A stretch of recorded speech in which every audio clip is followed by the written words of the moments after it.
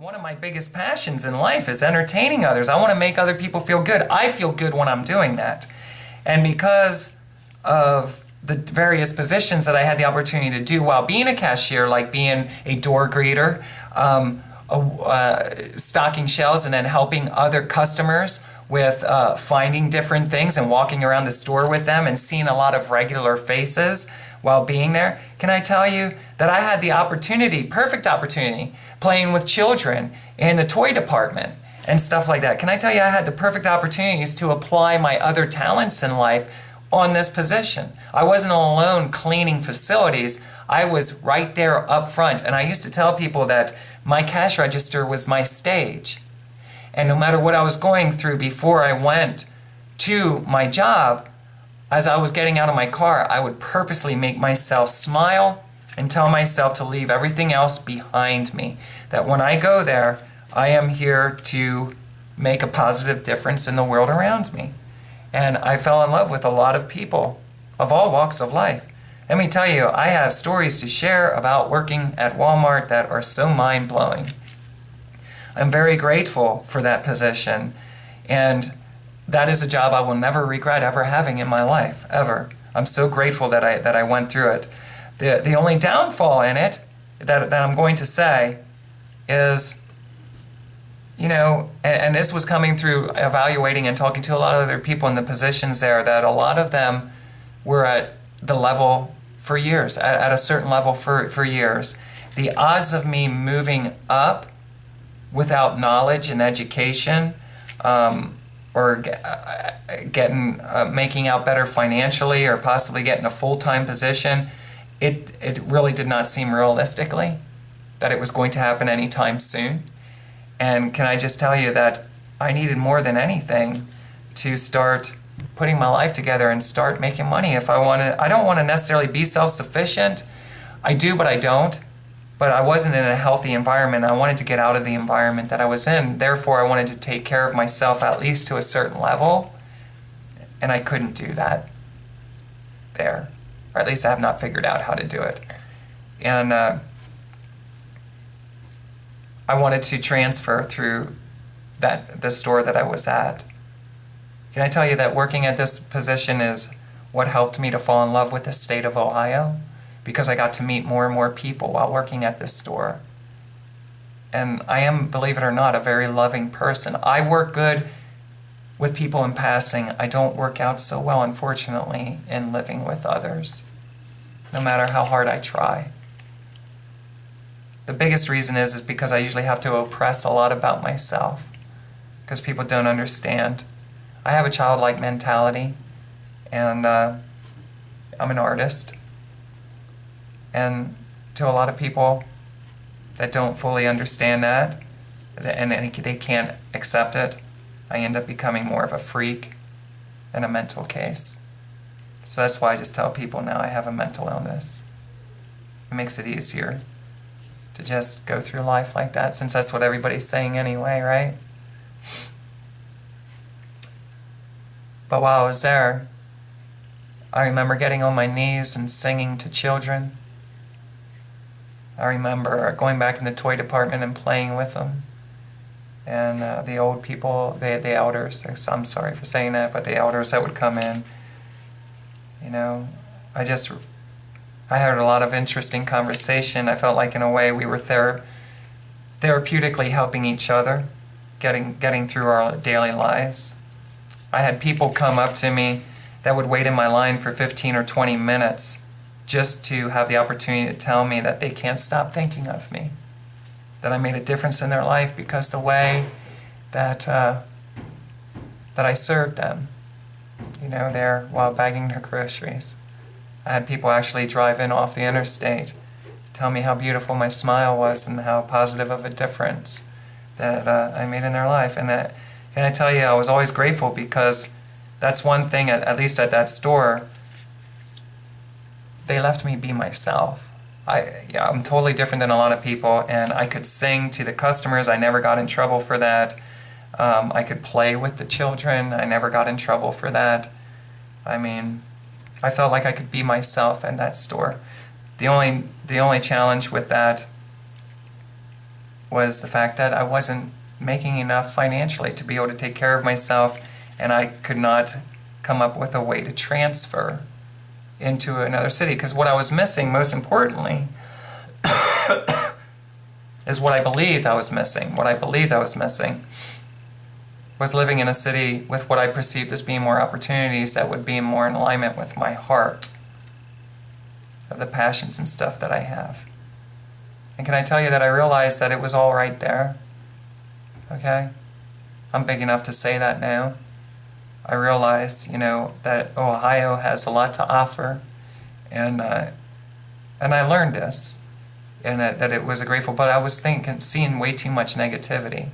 So right now, as people are watching this from the state of Ohio, I miss Ohio a lot. What it is that I didn't like about Ohio is my immediate living quarters. I've learned that, but I really do. Ohio is my home and my heart.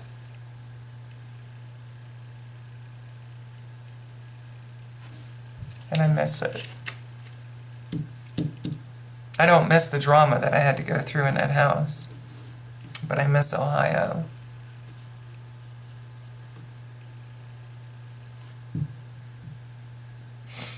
So now I get to the point where I figure, you know what?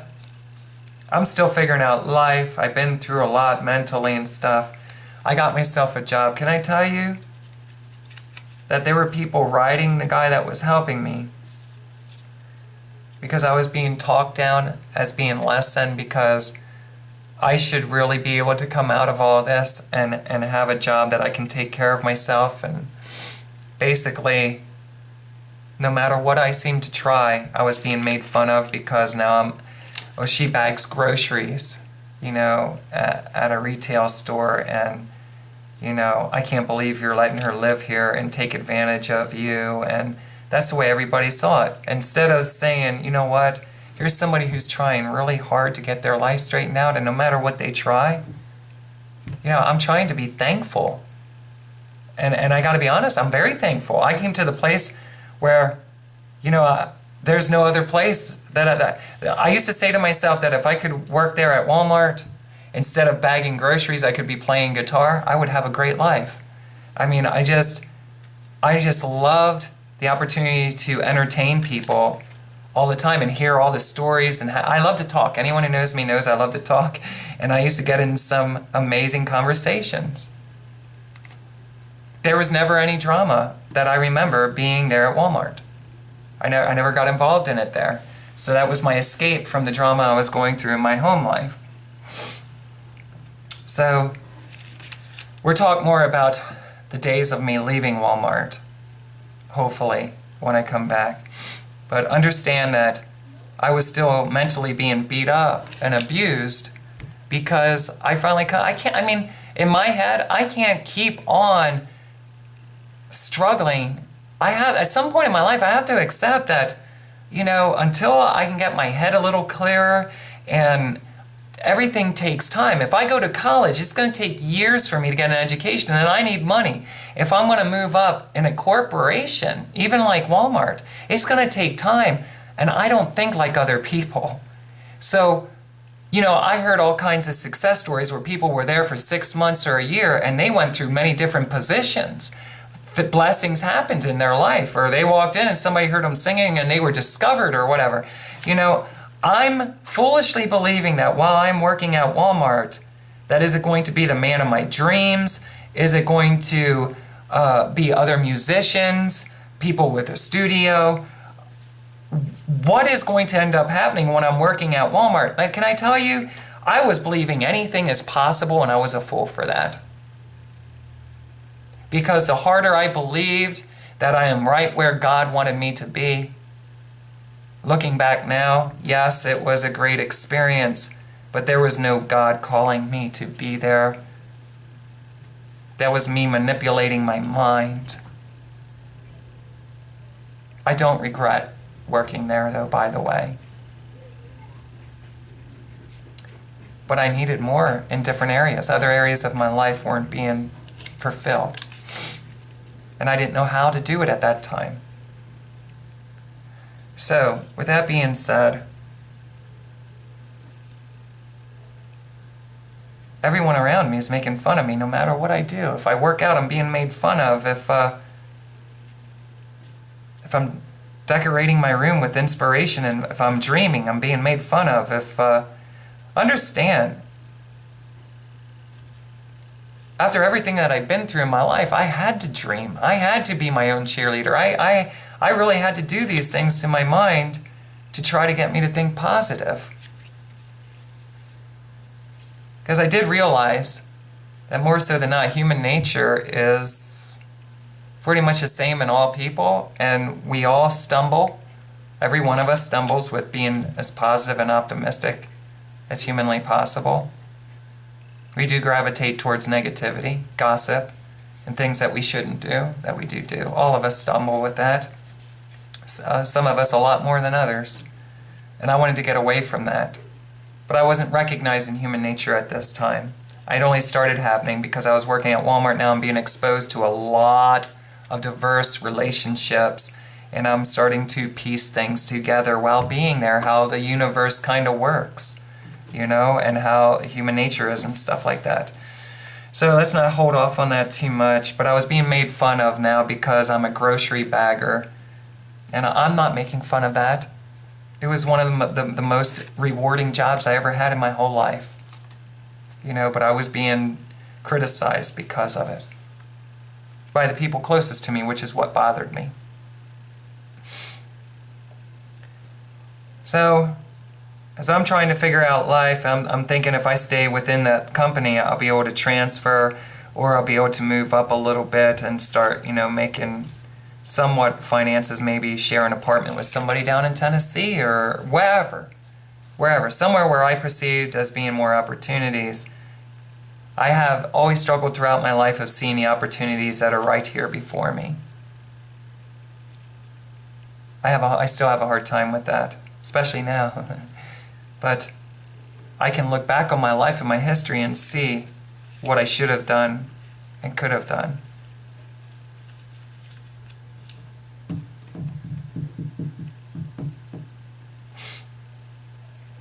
So no matter how much I tried to accept my life for what it was and start being grateful, I was being beat up mentally over that. I really had no clear direction, so I was very confused while being there, not understanding why somebody's helping me in my financial needs, providing a roof over my head and stuff, but yet the same token, tearing me apart in other ways. I'm not getting it. But I'm noticing that it's dominant throughout the household, and we're all struggling with things differently. I explained about the resumes. I explained how I'm seeing too much drama. We're all of us, myself included. I'm not excluding myself from that. We're all trying to get our lives together. We're stumbling. The different people cheating with different people. And I'm not mentioning any names, but I've seen this, and it's not in my morals to do that. I'm sorry, guys. It's not, even though I was a professional and do it in my personal life, I do my personal life much different than my professional life. The only thing I can say with those who oppose in that, deal with it, because it's just the way it is. As corrupted as it might be with myself or anybody else's idea. In my professional life, I've seen it as providing entertainment services. I don't want to get too heavy into that now. My personal life, I let me tell you something right now. If I meet a guy and I know that he's married and his wife is not anywhere around, and I would never do anything with him. It's not in my nature. I wouldn't want that happening to me. Amazing how different that my life is, and everybody thinks because I was an adult entertainer or because I'm a transsexual that I'm very free in this area. And can I tell you, maybe so to a level if I was in the right relationship and we have our agreement, being open in our relationship, but I would never step outside of that within our agreement because I want to be committed to somebody in a relationship and then live our life, whatever we do, whatever morals we have together, we have. So I've been inspired to share my life story because of churches and other transsexuals that I heard in their testimonies. When I first moved to Ohio, there was this race car driver. I don't know if she was out of Indiana, Illinois, Kentucky, somewhere in that area, but I remember finding a news clipping while the gentleman was moving out of his house, and he shared with me a little bit of the story, and I read it, and it was pretty amazing because she had a support group, a very positive one. She was just, most transsexuals when they come out, they just about lose everything and everyone in their life, so they got to start all over. In this situation, a healthy household opened up for this lady, a transsexual lady, and they believed in her. Her thing was racing cars. And can I tell you, it was a victory because very few, you'll find out a smaller percentage of transsexuals have this kind of victory, but she ended up having the support group that she needed within the house. They accepted her, and she moved on to be a race car driver, despite all the stuff that was coming up against her. And this inspired me because of what I felt was my calling in life, to have a music ministry as a transsexual. You know, I met other people who had given me literature and stuff, or different names of girls in the transsexual community that had amazing careers and success in their life. Not that they didn't have extremely challenging times, but I mean that they ended up achieving different levels of worldly success as well as to live their life as a woman. And that's what I wanted more than anything. I wanted to be whole and be me and accomplish, small goals or whatever that I had. So even hearing my doctor's story, when I went to my surgeon doctor, when she told me her story, I'll tell you what, it's very inspirational. Was at a point of absolutely losing everything and about ready to give up her life, or possibly turn to adult entertainment, because that's what most transsexuals end up having to do. Not all, but a lot of them do. And can I tell you, hearing her success story and seeing it, she still has her struggles, she still goes through her things. I wouldn't want her life, but to know that she's still chugging on and she has support, emotional support and stuff. And she's putting together her life and moving on. This inspired me that I can do this. I can do it. But let me tell you something, I can't do it. That's what this video, these last few videos are about. I can't do it. I'm not strong enough to do it. I'm weak. And I've been doing it now pretty much on my own because obviously as I'm sharing my story with my immediate households and stuff, mentally beating me down. It's like nobody's for me in anything that I do. And no matter what I try, you think it's easy for me? Considering I was in the entertainment industry and stuff, and I come from a history of not really being able to make finances at anything other than entertainment, and when I did, I usually did have pretty good success. Can I tell you, it wasn't easy for me to just, to accept a job part-time, close to minimum wage, when there's a lot of other things in life that I would like to be doing. I think it was easy for me to manipulate my mind and to see the good and be thankful and be excited about waking up every day and going to a job, knowing that I want to do other things with my life. It wasn't. And it was even worse because the whole household at that time is beating me up too, and the visitors, the guests. I'm a horrible person in everybody's eyes. No matter what I do, no matter what I try, even to this day, I give up. I have a mental illness, and the whole world hates me. Everybody does.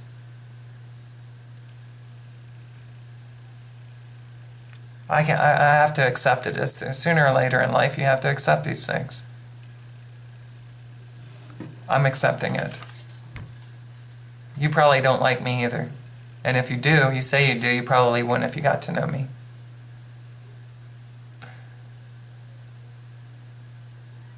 So I'm inspired to share my story because the churches I've gone to, because of the other successful transsexual stories that I've heard throughout history. I remember my girlfriend I lived with in 2010, I was telling you about, she took me to the library and she showed me a whole area of transsexual literature that were written by authors who were transsexual and their testimonies. And it just always gave me hope. False hope. Because I have no hope.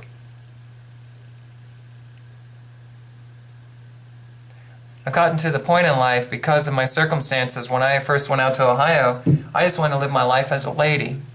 And I wanted more than anything to get through my transition and do that, because even the doctor himself, every doctor I have ever met, understand this, every doctor I've ever met, medical doctors, psychiatrists, whatever, they all said it would be in my best interest if I can figure out a way to get my SRS and transition to live life as my inner gender, a female. I don't want the whole world to at this point in my life, I don't want to be going through, I'm wavering back and forth, should I let people know I'm a transsexual or not? Obviously now I do. Because even when I was living my life as a lady, I was still being outed by the people closest to me.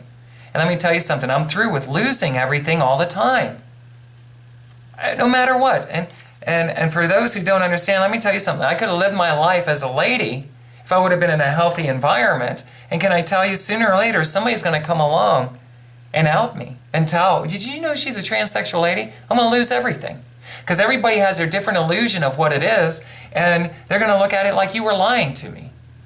Only I'm not lying to anybody about anything. So the best thing for me to do is to go around and tell everybody, hi, my name's Tracilyn, I'm a transsexual. You think that's a great thing to do through life? It's different if you're educating people, but to have to go through life like that?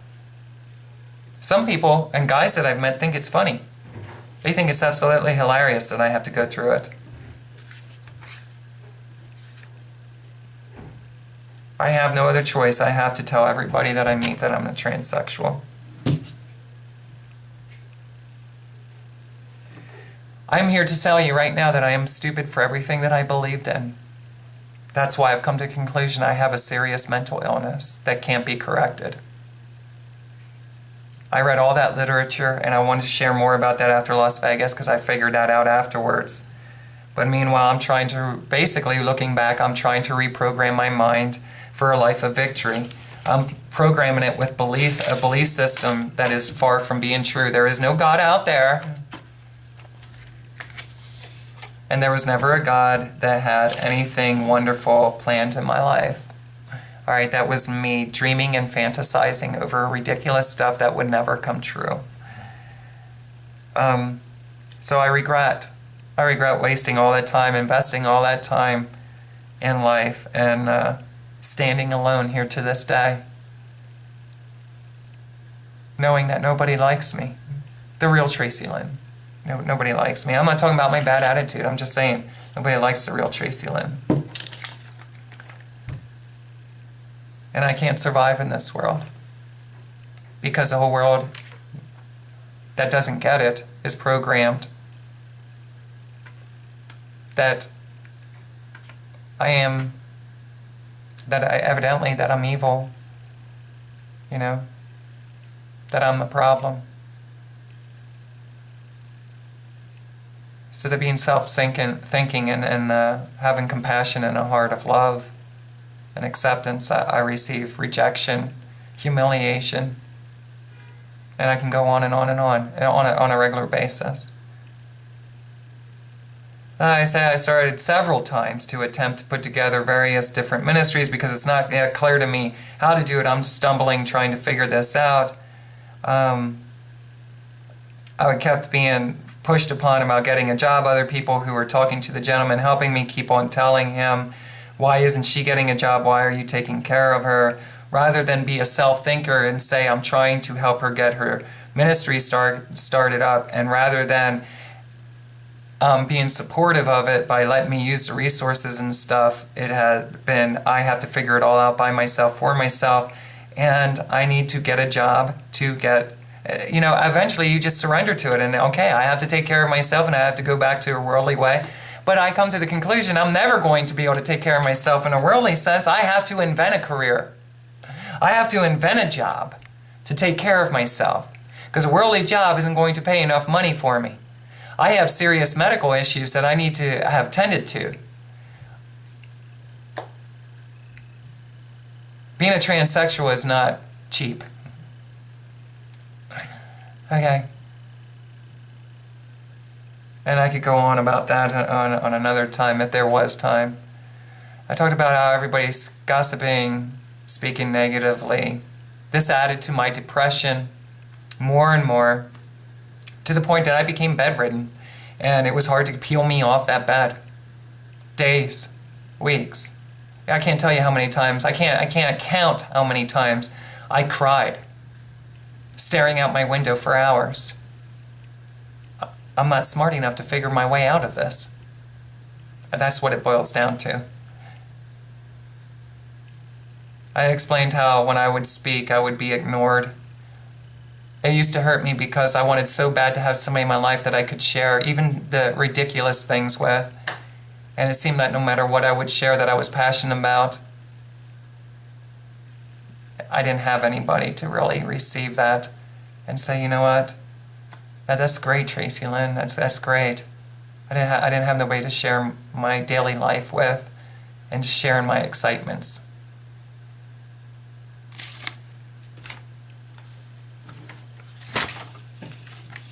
We're running out of battery here too, so we're going to keep on going as fast as we can. We still have 3 more to go.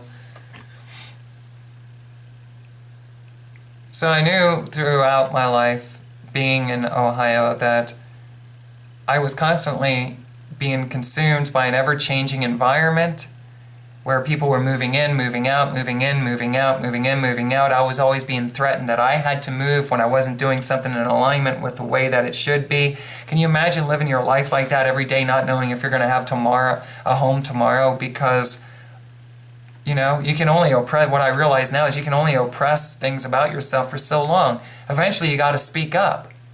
And when you speak up in somebody else's house, you're asked to leave. And that's just the way it is. It's a horrible situation to be in.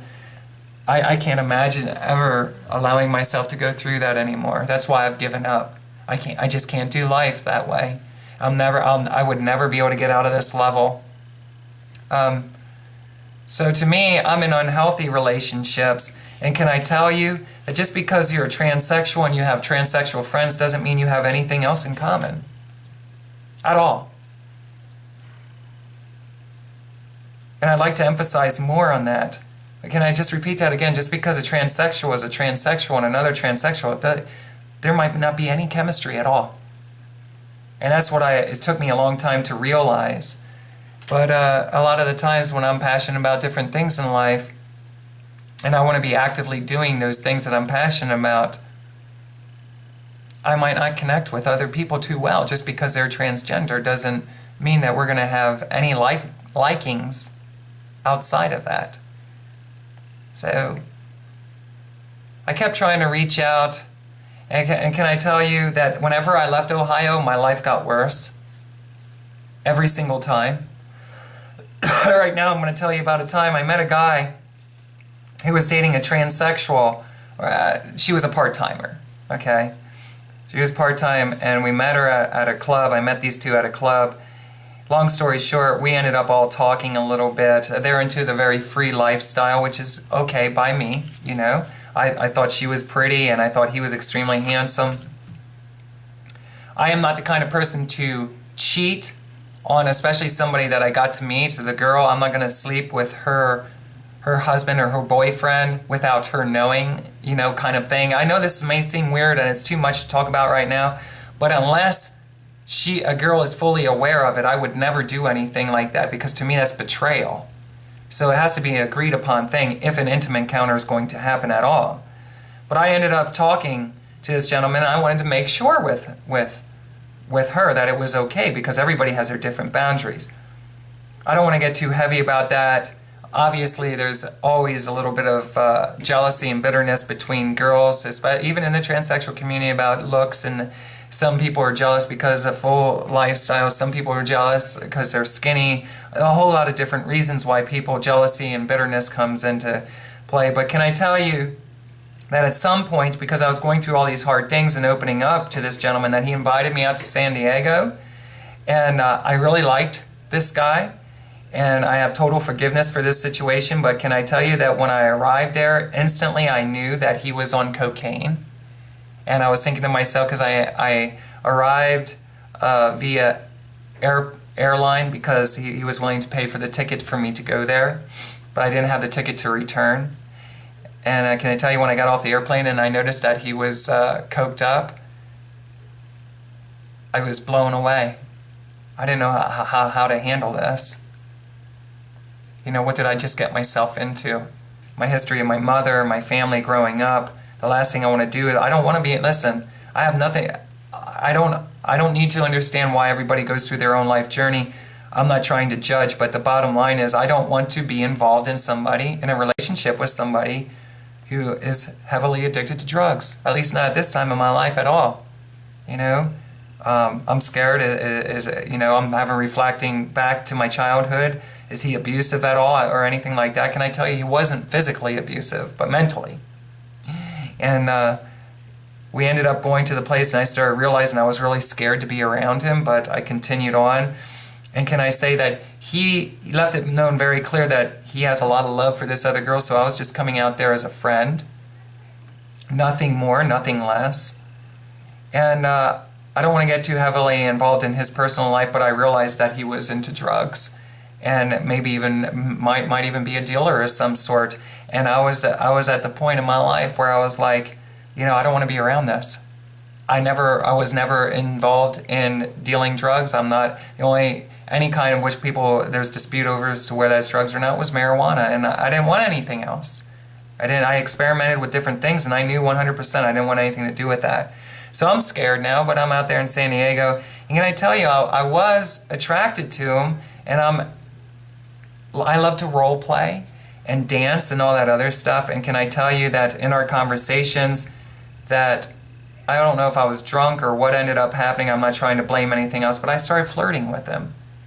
And this totally set this person off, extremely mad, because he didn't want that. He just wanted a friendship. That's it. And the fact that I was flirting with him really set him on fire. And can I tell you something? He kicked me out of his home in San Diego. I lived on the streets for an entire day. Homeless guys came kind of to my rescue, kind of kept me company while I was sitting. I was too scared to go to sleep. Can you imagine how I felt? All my stuff is locked in his apartment. I don't know what to do. I'm trying so hard to get my life straightened out. Eventually, a day later almost, he lets me back into the house. I pleaded, I begged him, please, just let me get my stuff, I'll leave. I ended up getting a hold of a girlfriend, another transgendered girl who's part-time, who lived up in Sacramento. And can I tell you something? I didn't know where else to go or what else to do with everything that I've been going through. And I understand this is a bouncy ball moment. This is even before I started working at Walmart. This is even before then. And can I tell you that she said, why don't you come up here to Sacramento, get a train. The train only goes so far, or vice versa, and then you get on a bus and then you come up the rest of the way. You can come and stay. She lived in a hotel. So I begged this guy to get my stuff finally and left me get my things. And I apologize for coming on to him. I was attracted to him, and I didn't know it was going to result in that, being homeless. You want to talk about being scared. So I just knew that this is a relationship I need to cut off and no more. I don't want involved in people's drama. To me, I'm trying to get my head straightened out, and it didn't seem like it was happening through that relationship at all.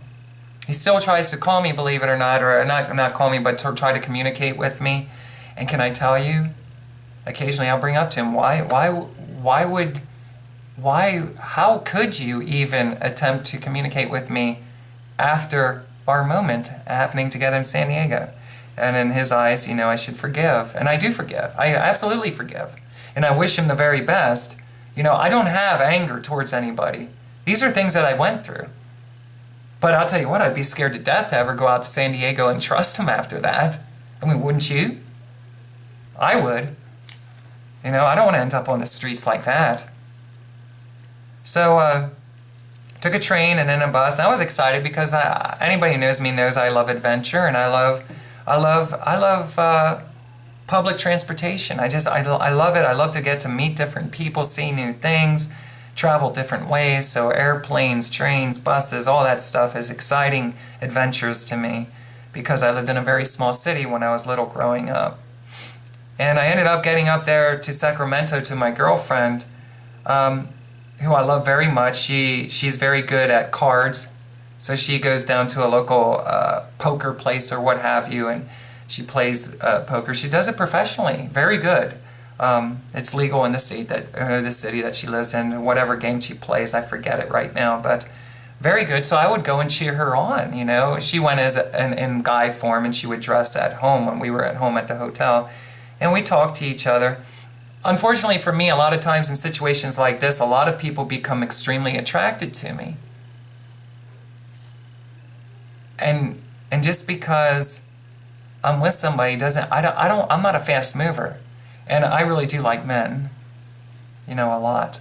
I've learned a lot throughout my life that, you know, I can be open. I care more about what's inside, and I just want to be loved and accepted for who I am.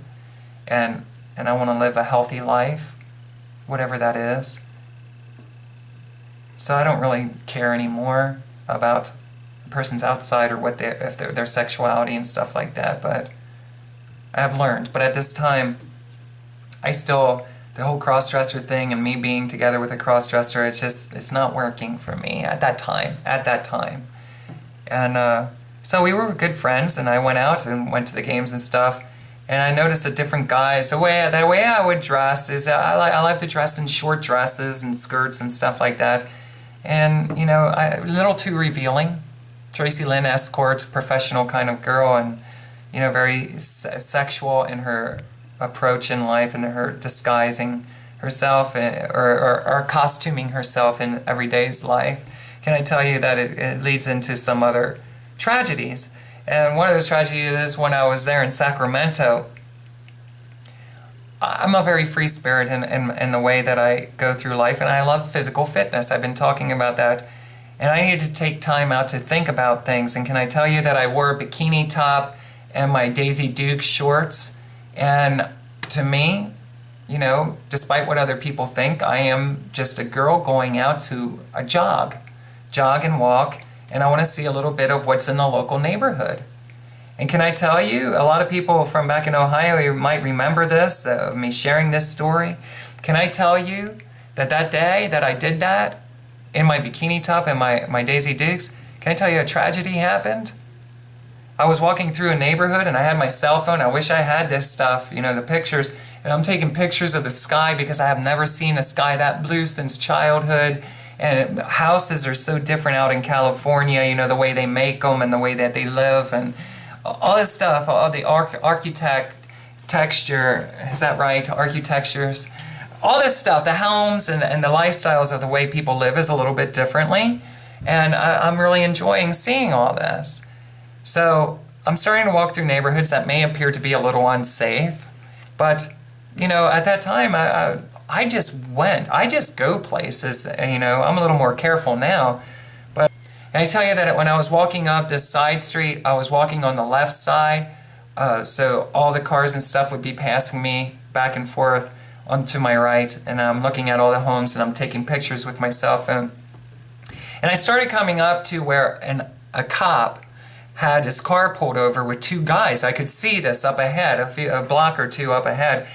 And I'm thinking to myself, you know what? I don't know why this cop has this car pulled over with these two guys, but anything could happen. And I don't want to be caught in the middle of it.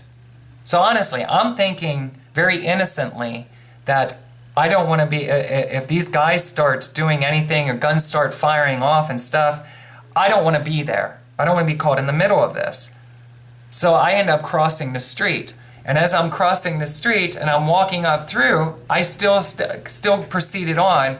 When I probably, looking back now, I should have just turned around and went the other way. But I started proceeding on to pass by and go up to the next intersection, and I was going to go back to the hotel room. And can I tell you, that's when this tragedy started, because as I'm across the street, all of a sudden that cop who's interviewing these two guys and has their car pulled over, he lets them go and he motions for me to come over. He said, "Hey, you, come over here." And I looked at him like, "Me?" He says, "Yes, you." So I end up walking over, very nervous because I don't know what's going to happen here with the guys and stuff like that. At some point, he leaves these guys go. I said it was beforehand because I just said, let me just clarify this. That I think he motioned for me, because this happened a while ago, I think he motioned for me to come over to the back of his police car first. Then he asked me to hold still while he excused the other two to leave his presence. And without going into all the detail, can I tell you what? He interrogated me. He started asking me all kinds of unnecessary questions. And in the end, he asked me to have a sit down, because he told me when I told him that I was a transsexual lady, he said his exact words were, "I figured." And he had me sit down in the back seat of the car. And I was so scared because I asked him, I said, "What is it that I've done wrong?" And he told me to just be quiet. And he ended up having me in the back seat of that car, and then he went up front and he started asking me all kinds of questions, personal questions that I don't really remember all the details. I was so scared because I already up to that point had gone through, the thing that happened to me in Hartford, Weathersfield, if you will, in Connecticut. I went through that false charges against me in York, Pennsylvania. I had quite a few police encounters, being humiliated in when I went, to be fingerprinted at that police station, if you will. I don't know if it was an actual station or what it is that when I submitted the information on my Facebook page. But can I tell you that just ongoing situations with cops that I was so terrified to even talk to them, just because it seems like you could totally get mistreated when they find out you're a transsexual. Again, it's like you're hiding something, you're doing something wrong and being illegal about it. I had no idea why this cop, he wanted my license.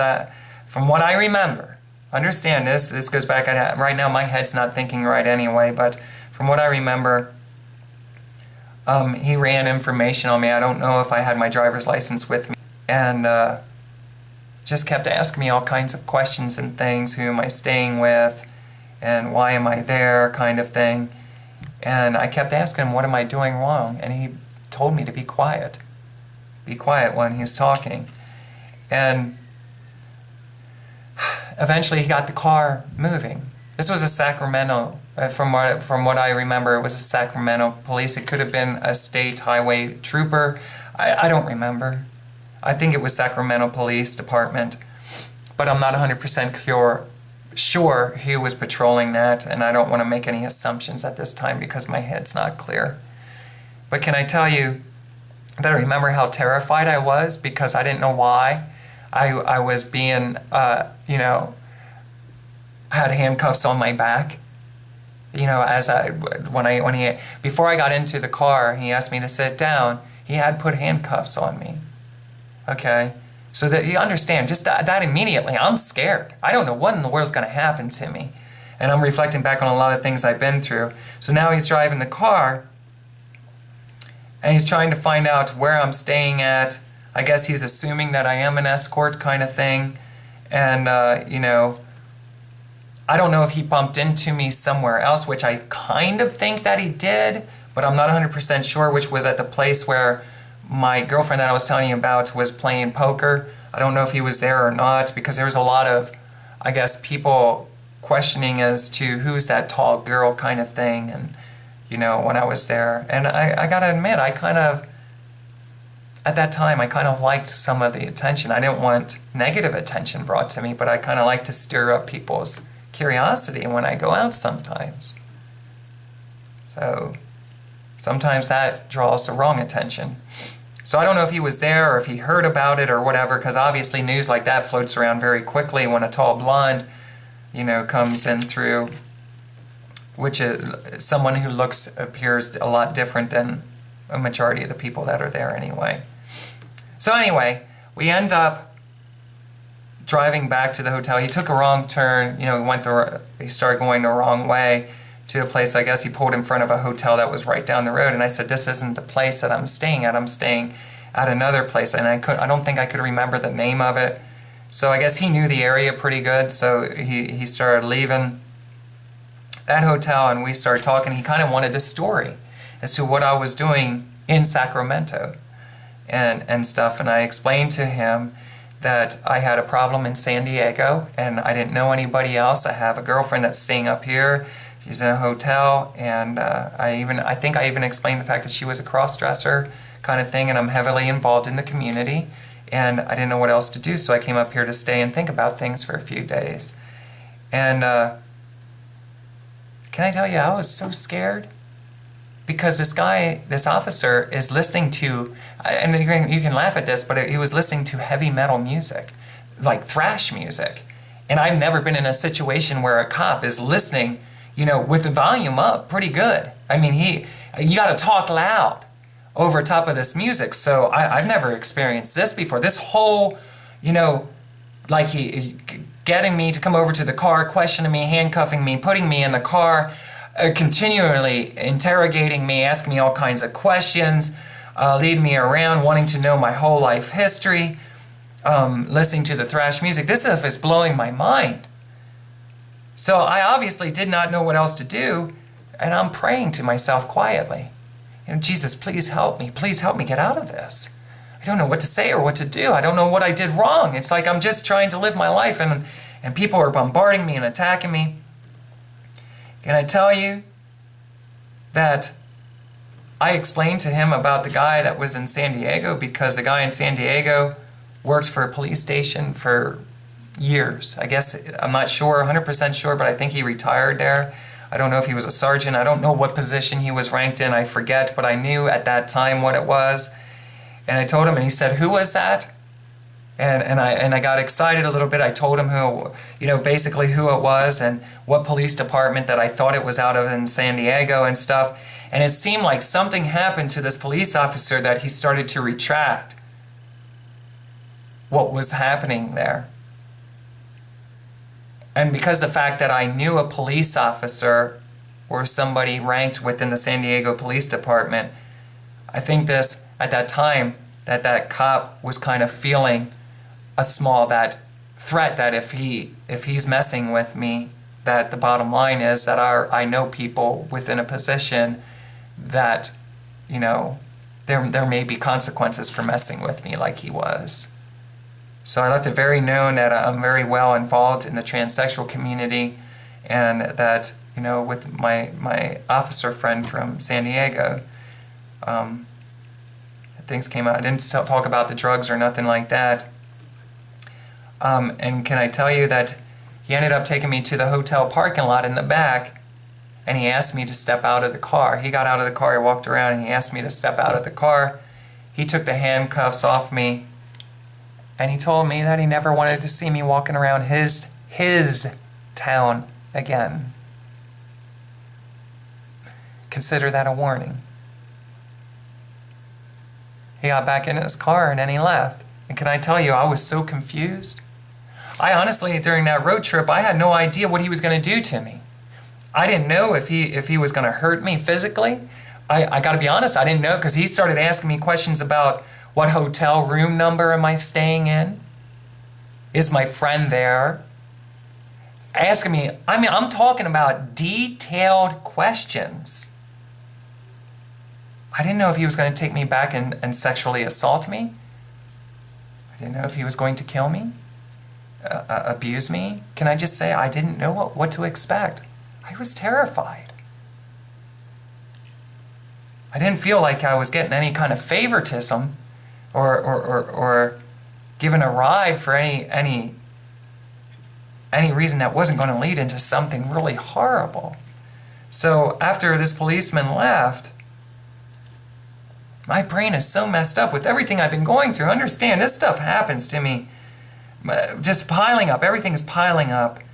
And I ended up going into the hotel I call her my girlfriend, respectfully. I call her my girlfriend because she is transgender. And can I tell you, I started crying and telling her everything. And of course, she was really upset, and she's wanting to know the details of it. And I told her, I didn't know what to do. If I could have been headstrong, if I would have been emotionally stable, I could have went right down to the police department and say, this is exactly what happened. I should have really made a big deal of this. But I was so scared. The last thing I wanted to do, from everything else that happened to me in my life, the last thing I wanted to do is start any kind of trouble. So I ended up calling back in Ohio and explaining to the guy that was helping me what happened. I was traumatized. This was awful. I was so scared to stay in California, period, after this stuff happened. So eventually we somehow got together in an air flight, and I got my girlfriend to take me to the airport, and then I flew back to Ohio. Can I tell you, I was bedridden for about 6 days after that? And that during that time is when that song, Let Your Love Flood Through My Soul, came out.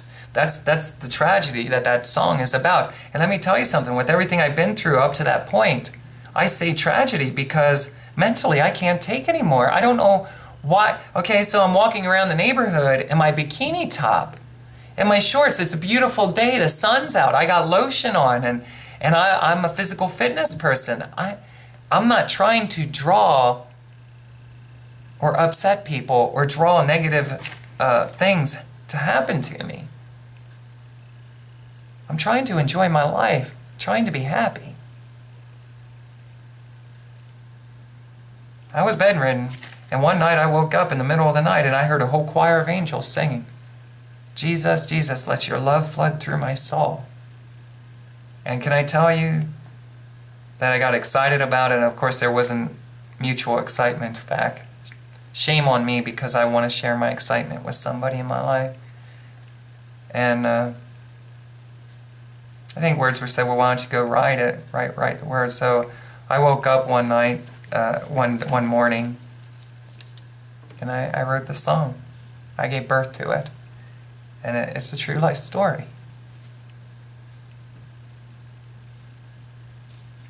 Because I really was walking the streets trying to mind my own business. And I was harassed. No reason. No reason whatsoever. And because I walk alone in the world, and an officer of the laws, his word against mine, no matter what you do, I guarantee you, I've learned the hard way that they will all stick up for each other. It's like a brotherhood.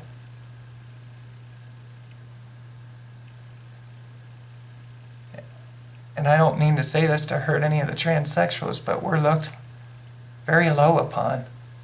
We're scum of the earth. At least I am.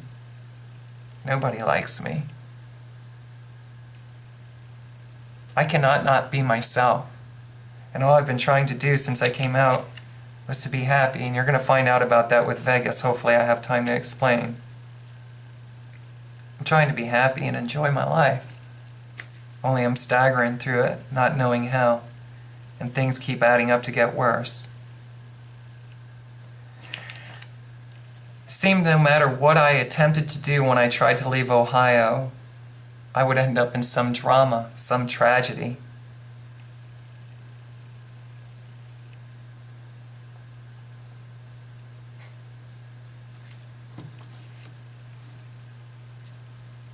A person can only take so much of that, you know. If you don't have an emotional support system, acceptance and love, most of the girls don't survive. I'm not going to survive. I can't do it. Because I've been doing life alone, even though I was around other transsexuals, it doesn't mean that I was accepted warmly.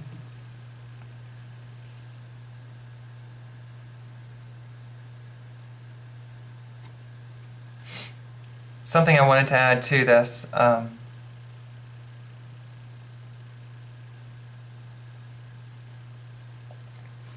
told you about the other tragedy that happened. This happened about the similar time where there was the gentleman who was deaf who grabbed my private area and he shouted in my face that I am a boy, I am not a girl.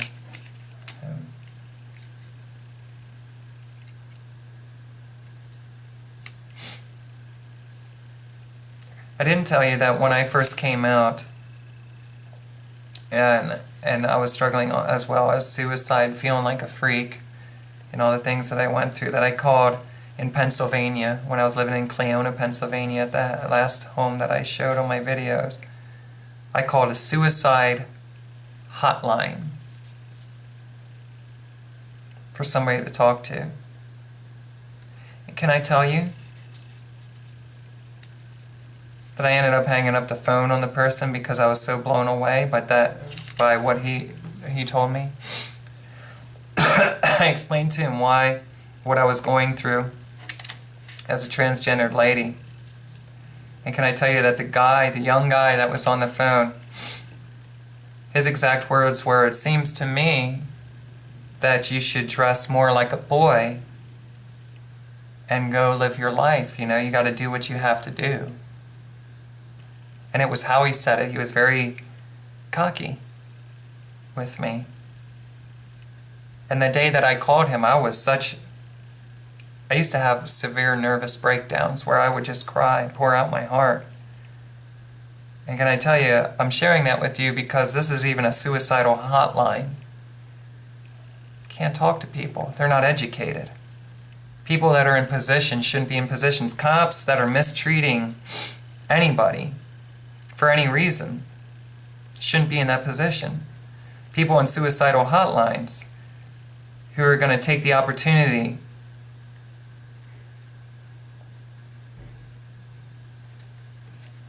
to hurt somebody,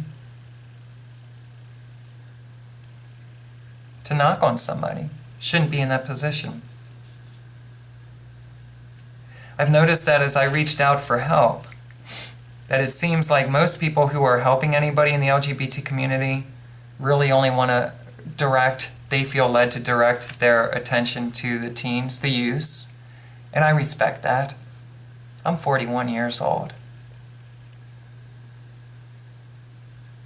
I ran into that a lot. No matter how much I tried to reach out for, there was always a reason that I couldn't get help that I needed. Well, you're a little bit older than the people that we help. We help our youths. We help our teenagers that are dealing with suicide and staggering through life, like myself as a transsexual. If it's a homeless shelter or something like that, as you're reaching out, then can I just say, where does a transsexual fit in? There's lack of education, lack of understanding. Their first response is, whatever body part that you have, that's where you belong. And I'm here to tell you, no, that's not true. It's just what we've been taught.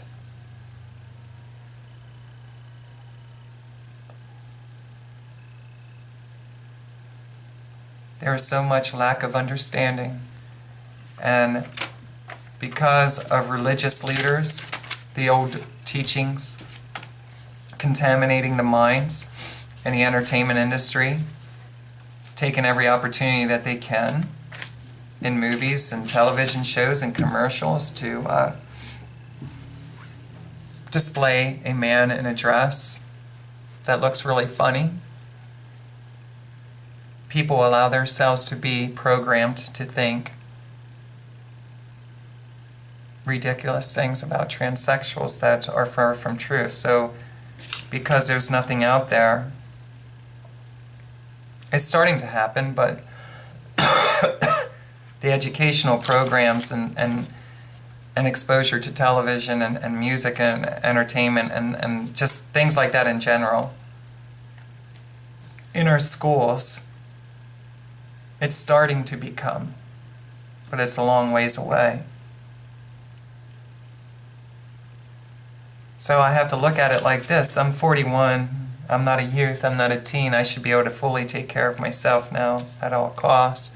According to the suicidal hotline guy, I should just live my life as a boy. And I'm sure some people that come across this would say, well, do that. I don't have enough time to emphasize my true inner thoughts on that. I'm just going to continually stick with I have a mental illness. And I really believe in my heart that I don't belong in this world. Because if I did, I'd have some kind of love and acceptance. I have a mental illness, and it's time to put myself to sleep. If I'm not going to get the help in the areas that I need. Or if I perceivably get the help in the areas that I need and it doesn't work out. But give me a chance to explain after my Las Vegas, and you can make up your own minds as to what you want to believe. So I've reached out over and over again in many different ways. Don't think that I didn't. I've tried. I tried everything in my power. My mind, I always tell people, it's the size of a pea. I'm not as smart or intelligent as a lot of other people. What takes other people a couple minutes to figure out may take me years. I'm mentally worn out and tired from continuous challenges and attempts to try to get my life straightened out, and things just blow out of proportion. The mistreatment that I have received in many different angles. How can I not think negatively? It's really challenging for me. That's why I used to decorate my room with words of inspiration. I wanted so bad to be positive in a world that I didn't perceive that way. And the people closest to me did nothing but mock me. I tried raising donations. I don't know the first thing about doing it. I don't have anybody stepping up to the plate to try to help me to figure a way out to raise donations, because I figure, that's probably what's best for me. Share my life story, share my music, my art. I tried going a different way than most people by having a .org instead of a .com.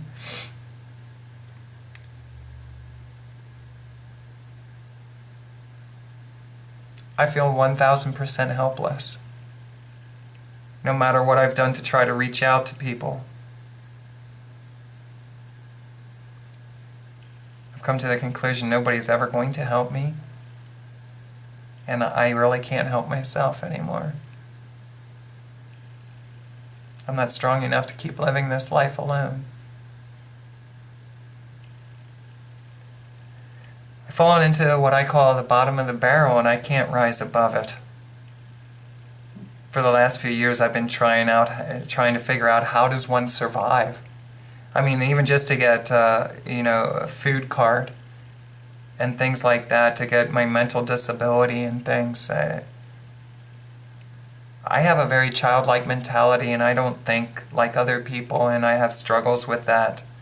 It took me a long time to figure that out. Can I tell you that when I finally got a food card, it was because I met somebody, a very dear friend that I made in Ohio, who started sharing with me to map out a plan to try to get my life together through using other resources. But because the gentleman I was living with, he was so far against it. You don't do that. You work for absolutely everything. I'm not strong enough to keep doing this. I've been trying to do my life myself, and I'm really flubbing it up pretty bad.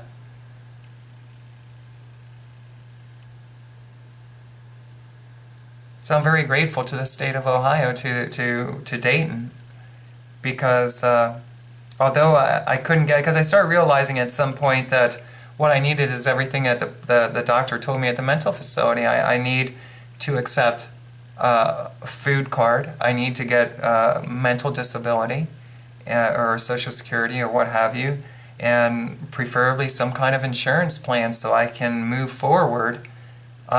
Just for now. It's not like it's meant for the rest of my life, but it may be.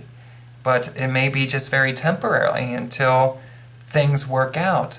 But right now, I need to worry about now and survival for now.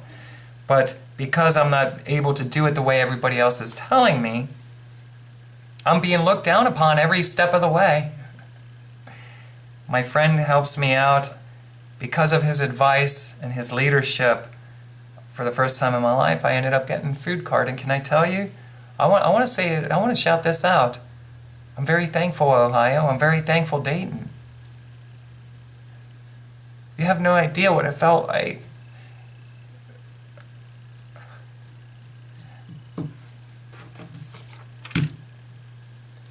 To be able to go to the store and buy food that you want to eat, that you miss so much. I'm a healthy eater, and everybody likes different foods, and their idea of healthiness varies. But I miss eating a lot of the stuff that I used to eat. Because of the ministries and the different things that I've watched, I really brainwashed myself to accepting the way my life was. And nobody has any, how should I say this? I really miss being able to dress the way I want to dress. I really miss treating myself out to something nice and other people. And I really missed eating the food that I wanted to and need. And they could look back on my card records. I used to say this all the time. You can see that for the most part, I did try to eat very healthy. And it got more expensive, quality, a higher quality food, because I'd rather eat less and eat a higher quality than the opposite. So, and it really hurts me that in the United States, they call it United, but I'm learning a whole lot differently. Because if you don't have a fixed address, then you're actually homeless.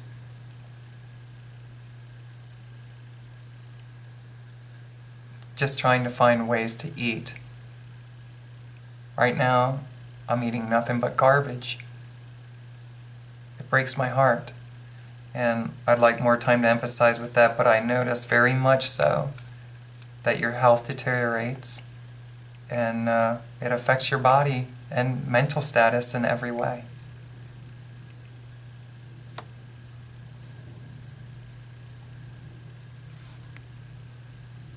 So for the first time in my life, I had somebody kind of holding my hand and helping me go through it, and I'm very grateful for that.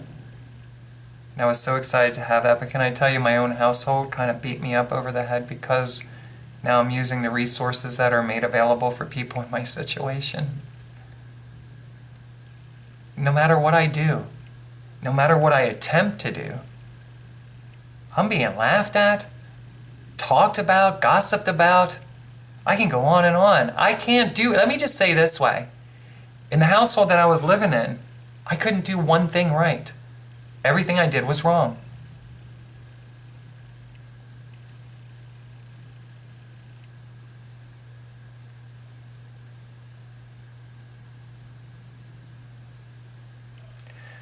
So I can't get a job that actually pays to help take care of myself, and my hopes were up on that. I really did believe, foolishly, I could maybe be a personal living assistant. I could maybe work in somebody's office as a secretary or doing small errands for people. And then even down to the point of desperation, I believed I could raise donations. I was wrong about all of it.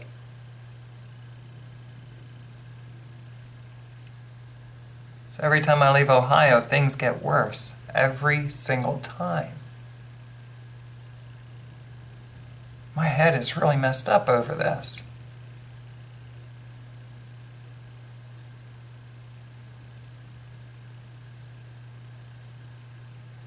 It seems a lot of the relationships that I ended up crossing paths with, more so than not everyone, but a lot of them wanted an intimacy. But I wasn't right in the head yet for that. I haven't had things figured out yet.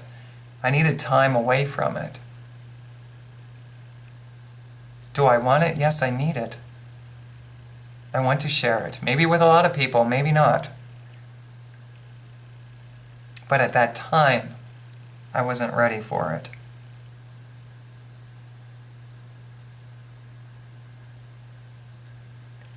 I talked about how I met a guy that was out there that I love very much. Is amazing, one of the most amazing singer-songwriters I've ever met in my life. And he took me under his wing and he started to help me. My attitude was really horrible at that time. I have so many struggles.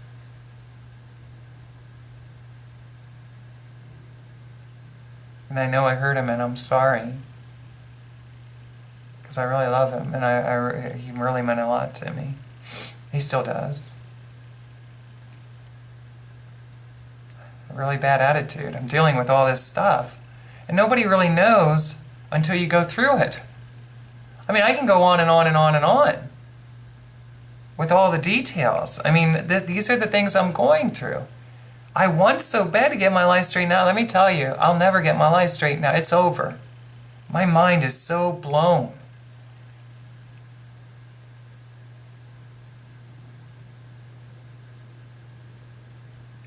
I realized along here lately, I've been evaluating things, and can I tell you that I've realized, you know what I needed? Love. Love and acceptance. And love and acceptance looks a lot differently for everybody.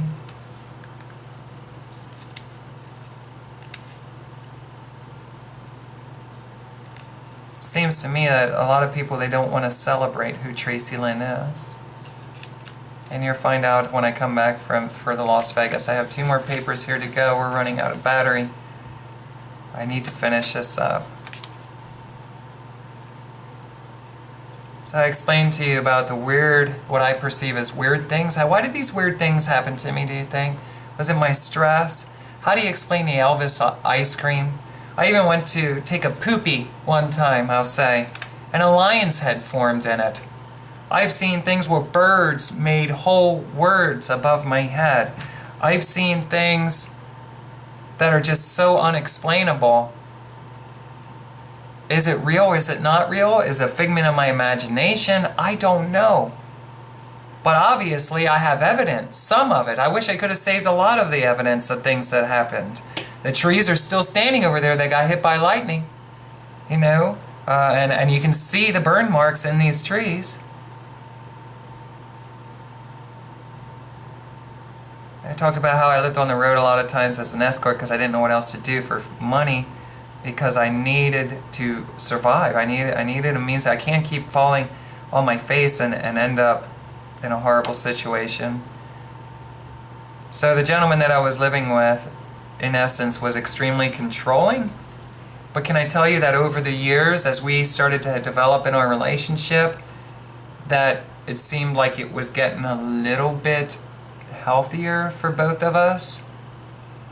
You know, this was a military man. This was somebody who gave instruction to a lot of people. I mean, so I tried to mentally process this and accept the fact that we are, believe it or not, we are who we are. I'm an entertainer, no matter where I am. I'm a hostess, you know? And, you know, you do not become a sergeant or a leader of any kind unless that is your personality. That's who this person was. And I always thought, you know, it would be great to be with a military man. And I love military men in uniform very much.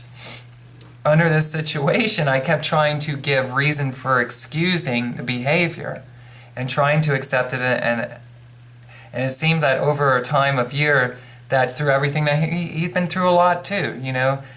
He started to thaw out. We both started to recognize we're both thawing out. We're getting our lives together. He started to fall in love with somebody else, and he moved on into a relationship with quite a few people during the time that we were together. He really needed that in his life, where I wanted to first get my life straightened out mentally and get it together and let things. I'm the kind of person that let me take the initiative to heal, but let me just take time. I believe that things are meant to be. They happen over a graceful period of time, not in a flash of lightning, you know, so to speak. So I don't want to go a whole lot into this, but one of my trips down to Nashville, I ended up meeting a gentleman that was there. And without going into a whole lot of detail, we had a brief conversation at one of the rider nights that I was at, and we just kind of connected, excuse me, periodically afterwards. And there was a time that I was over at my sister's house that I just came out of Ohio and I was going to start escorting again, and I got to be honest, I want to get away from that. I don't want to do it anymore. I don't know what else to do. I'm running in a circle of patterns, and I realize that now, but I don't know how to break that pattern and get away from it. without ending up on the streets like I am now. And I won't allow that to happen, by the way. And at some point I was there and I was meditating on a picture, and as crazy as this was, and I was praying harder than I have in a very, very long time. And can I tell you, this happened back in 2010, that all of a sudden, this person connected with me and I ended up visiting them, for a few weeks. And it was an amazing time, just getting to know somebody new. And because their passions were about music and so was mine, it was the first time in my, can I tell you, it was the first time in my life that I had met somebody that was supportive of my music and support, and I mean by cheering me on, even while I was visiting, encouraging me to write my songs and encouraging me to sing. It was an amazing experience.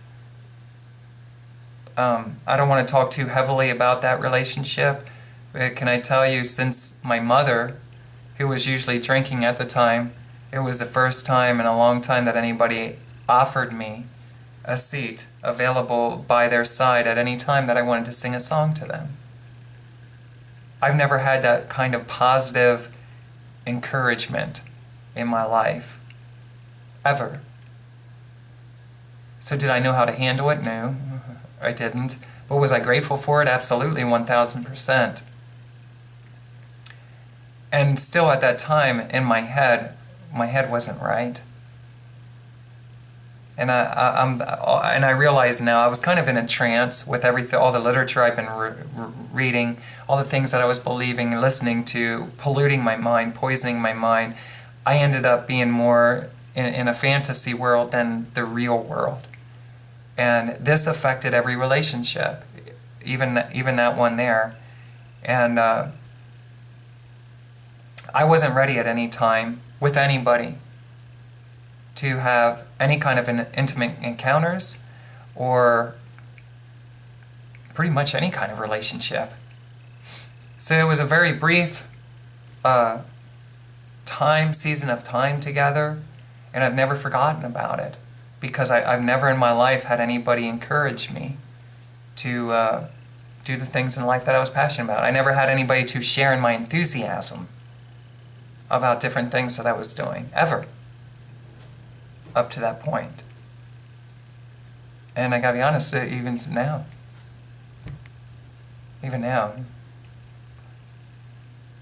So out of all the confusion, after a couple weeks, I was so scared I didn't know how to take care of it. The whole thing is, understand, this whole time that I'm moving away from Ohio, I'm thinking I gotta get a job and get my life together somehow, but I don't know how to do it. I'm not that smart as some people would like me to be, so I'm trying to figure out how in the world can I make my life happen.